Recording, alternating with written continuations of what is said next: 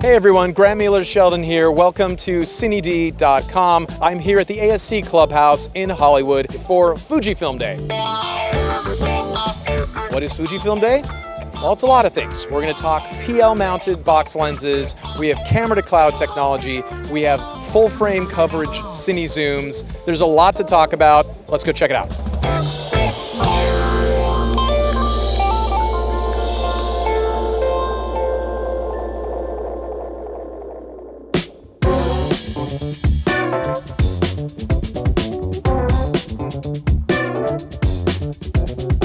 What is FUJIFILM Day? Why are we here today? You know, we're really celebrating all the different optical and camera systems within Fujifilm's family. We're here at the ASC Clubhouse in Hollywood, and we're just super excited to share all the cool stuff we've got. Well, I mean, first and foremost, I'm seeing a box lens kind of right in the lobby at the ASC Clubhouse, which I gotta say, I don't think I've seen before. It's a 25 to 1000, and this is kind of a different audience maybe for a lens like this? Absolutely. This would traditionally be a long lens, like you said, a box lens you'd see in sporting stadiums and concert tours all around the world. What's unique about this one, it's a Cine PL box lens. So it's a native PL mount on the back. It was designed with shallow depth of field, cinematic look in mind. So not only is there a huge, excuse the pun, focus on development of the in-focus area, but also in the out-of-focus area. In a cinematic world, that out-of-focus, the bokeh, that roll-off of focus is so critical, and this lens really does perform in that same way. So to be able to share the versatility of a lens with the range like this one, 25 to 1000 mil, in a Super 35 environment, and bring those cinematic characters to the imagery created by a lens long like that is something we were so excited to share here with the community at the ASC Clubhouse. Talk to me about, I mean, this is a tricky question. Who's the perfect user for a lens like this, right? Because you're kind of you've created a product category in a sense. It's a PL-mounted box lens. So I haven't seen this, so take this answer however you want. Yeah, well, you know, obviously it's not your Steadicam handheld user. So it's gonna be any of those opportunities where that kind of range is needed. We had it on a 70-foot Chapman crane and their remote head last week on a production. Now you've got in one lens on the end of your crane 25 to 1000 mil. So even production and the cinematographers and the directors are trying to wrap their heads around what more can I do? Maybe how much faster can I work because I don't have to change lenses as often. Where can I reach? Or ever. I mean, 25 to 1000 is an incredible range. Yeah, for sure. You know, it's even got a macro in it, so you can get it right up close if you want. So, I think there's all kinds of new opportunities that are going to come to the surface, and I think that's telling as to why there's so many people here today. We've had such a great turnout because it's a new tool. It's a new paintbrush for production to use that'll be at their disposal real soon.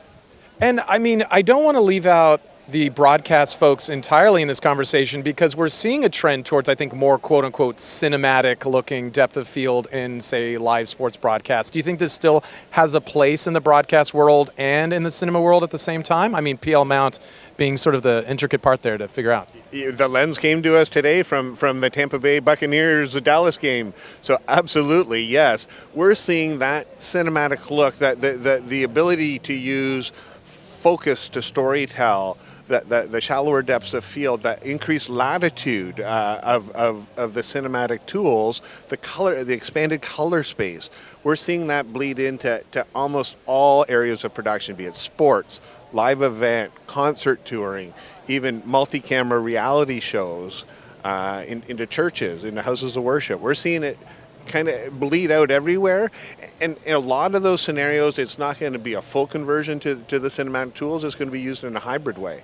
So you're going to have in some positions where you can take advantage of those looks, the cinematic tools, but then in others you'll still have the traditional broadcast tools. So we're really excited about where this can go. Okay, let's talk about just usability for an operator, say a first AC pulling focus. I guess I'm curious, just weight-wise, how much weight are we talking? You mentioned not Steadicam friendly, but then focus polling, can an operator pull their own focus, often in the case in broadcast? So walk me through some of the usability parts of it. Yeah, so 63 pounds, I believe, is to answer your question relative to weight. In terms of operator usability, certainly in a sports environment, it's going to be a single operator that pulls in, they build out their camera, and they're going to operate. They're going to zoom the camera, zoom the lens, focus the lens, point the camera. They do it all themselves. The iris will feed back to the shader, and it'll just seamlessly plug and play. When we move into a more cinematic environment, whether it's a multicam or a single operator, what we are able to do with this is integrate traditional cinema tools. So your Preston Fizz unit, your wheels, whatever it is you want to use, you can drive the motors in that lens and use the tools you're used to using. So if it is a little bit alarming when you see this big box lens, our experience to date, when you hand the crew their hand controls and they've got their 17-inch monitor and they can get their head under the hood and pull focus, they don't care what shape it is. It could be a box, it could be a triangle, it could be a square. It doesn't matter. Their hand controls, their tools are the ones they're used to using. So you mentioned the Preston Focus Iris Zoom unit. Can you talk just a little bit more about just the connectivity? Is it a LEMO right into the side of it? How's it working in practice? Yeah, so the way it'll work with Preston specifically is there's a 9-pin connector on the bottom of the lens. That's a new cable that will plug into your MDR unit, and Bob's your uncle, off you go. So, and by the way, that'll work with all the Fuji box lenses, both the broadcast 2/3 inch ones as well as the new Cine box 25 to 1000. You know, I have to say that speaks to one of the things I've liked about Fujifilm as a brand, and I think you see that here on Fujifilm Day is, I mean, you have other partners here. You have Croziel, you have Atlas Anamorphics. I'm probably missing a few, but you're okay playing with, other third parties, for lack of a better. Yeah, you come to realize, especially in a professional environment, there's no vertical integration of a vendor, right? It's just not possible. These tools don't work in isolation. We need the support of the other vendors. We need to collaborate with them. We need to work with them. And Fuji's always been great that way. Let's talk pricing and availability. I'm guessing this is going to be a rental item for most, but maybe if you're a sports broadcaster or you're a team, this will be something you'll have in-house. Does that line up with your thinking? Yeah, very much so. Certainly in the production community, it'll be a rental item. List price is going to be $265,000 for the lens. Availability, they will start shipping the end of March. So we're 2 short months away from these things being available in the open market for sure. And I'm curious, you don't have to give me exact numbers, but are you seeing what kind of folks are in these pre-order kind of areas? Cinema people, broadcast people, combination, mix? And again, you mentioned rental, so truly it is going to be that rental environment, and then the different verticals within the rental environment. It can be sports rental, it can be cinematic rental, or the concert touring rentals. Those are the early adopters, most certainly. So without going into too many specific details, what does the next, say, couple years look like for Fujifilm as a brand on the optics side? Yeah, you know what? We're real excited for what the future holds. One of the things Fuji does very carefully and is a powerful tool is that the R&D teams in Japan want to hear from the communities that we service with these lenses. They want to make sure they're developing a tool that's right for the market. So I can tell you that in the coming year there'll be some announcements around new products that are going to support the HZK lens. We're excited to develop those. We're excited to continue engaging with all the users of these products and to bring other innovative, exciting new tools to operators and cinematographers and broadcasters around the world. Okay, I don't want to leave out the full frame coverage zooms that are here today, the Premista series. Tell me a little bit about those. We've covered these before, but there just aren't that many zooms that cover full frame. So I want to make sure we cover these lenses too. The Premista zooms are fantastic full frame lenses that were designed from the ground up to support image capture in that large format. So they're nice, relatively small, lightweight, consistent lenses. we've got in there today through a partnership with Crozeal a hand drive on there. So now you can we've got the wide lens on a shoulder mount with an operator walking around with the full frame lens on an FX6 actually. We're real excited to have the 3 lenses in that zoom kit, the telephoto 80 to 250, the mid-range 28 to 100, and the wide 19 to 45. We've got the 19 to 45 on the camera in there with an operator walking around on the shoulder with it on his shoulder shooting with an FX6, a Sony large format camera. So they again are just wonderful zooms that really give great versatility to production in large format.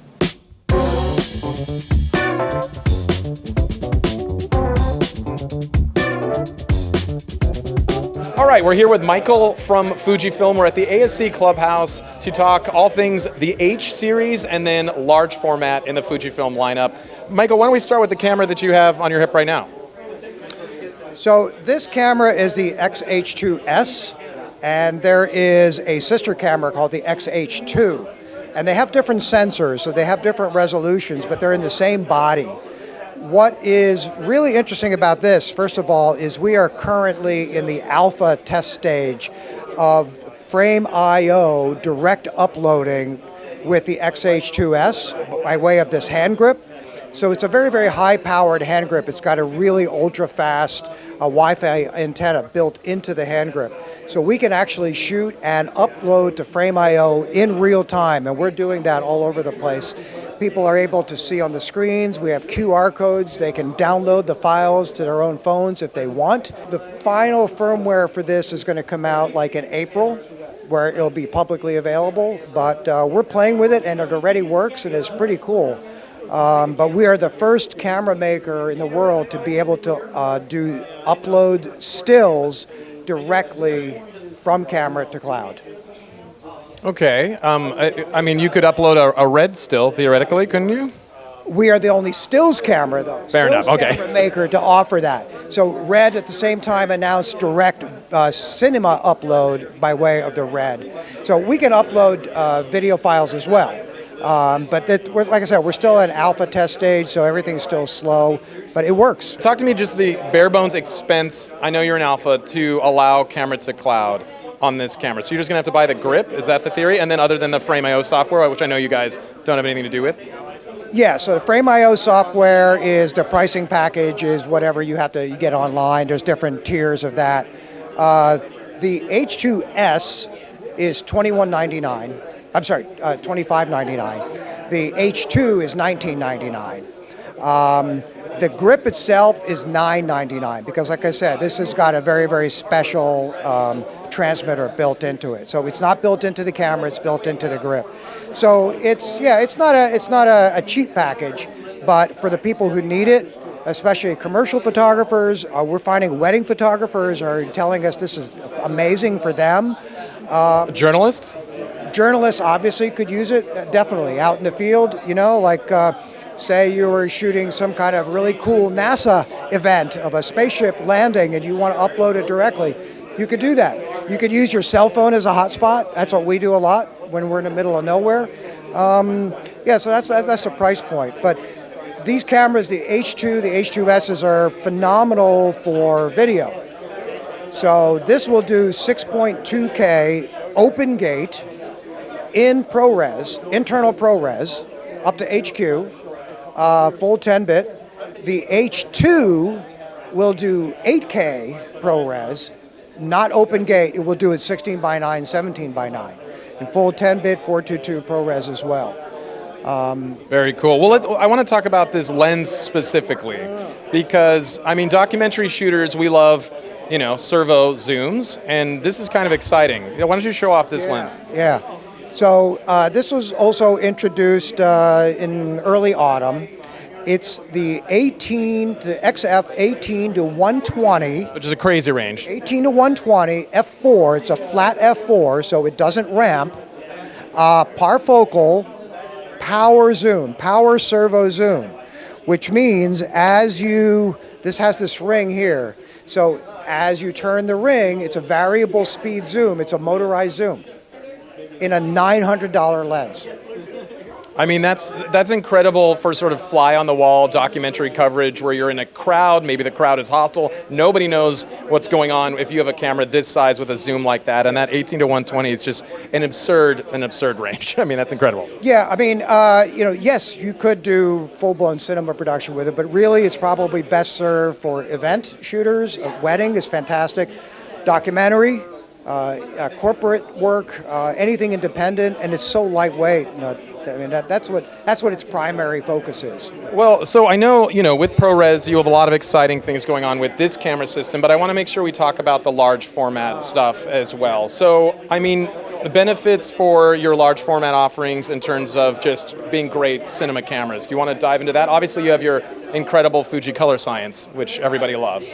Yeah, so that camera happens to be on the still side. It's a 102 megapixel stills camera. It's a 4:3 native aspect ratio, and the diagonal. Great for anamorphic 4:3. Right, and the diagonal on it is 56 millimeters. It's a very large sensor. So the sensor for cinema people, it falls between like the ARRI LF and the ARRI 65. So I learned this the hard way by trying to put every lens I own on it and figuring out that there's a vignetting on most of them. Not your stuff. So not on our native lenses, of course, because they're designed for that. There are a good number of full frame lenses that will cover it because a lot of lenses do overshoot. We happen to do all of our own internal marketing videos now for the last almost a year using the Premista zooms. The Premista zooms, the FUJINON Premistas, were designed for full frame for like the Sony Venice and cameras like that. It happens to cover that sensor because, again, they overshoot. So with a PL adapter, you put it on there and that's what we use. Of course, if you want autofocus, our native lenses actually focus beautifully. That camera will do 10-bit 4K. And there's an HDMI out as well, so you can always go to an Atomos recorder if you want, or a Blackmagic Visual Assist. It's a nice all-around package, and it's small and it's compact, and the autofocus is fast. Very cool. So, I mean, Fujifilm has a lot of stuff going on for cine shooters out there. Michael, did I miss anything? Like that I didn't touch on, we talked about? No, I mean, people will ask. I mean, we have log, so we do have, that has a log in there. So the H2s and the H2Ss have 2 logs, so we can actually get 14 stops of dynamic range out of these things. And we've had them used on all kinds of streaming shows and even on some feature films. And I've been told by DPs that these will mix, these will cut together with Panasonic and ARRI and Sony cameras very, very easily. Well, there you have it. That's it for Michael and myself from the Fujifilm FUJINON Day here at the ASC Clubhouse. Thank you, Michael. Thank you.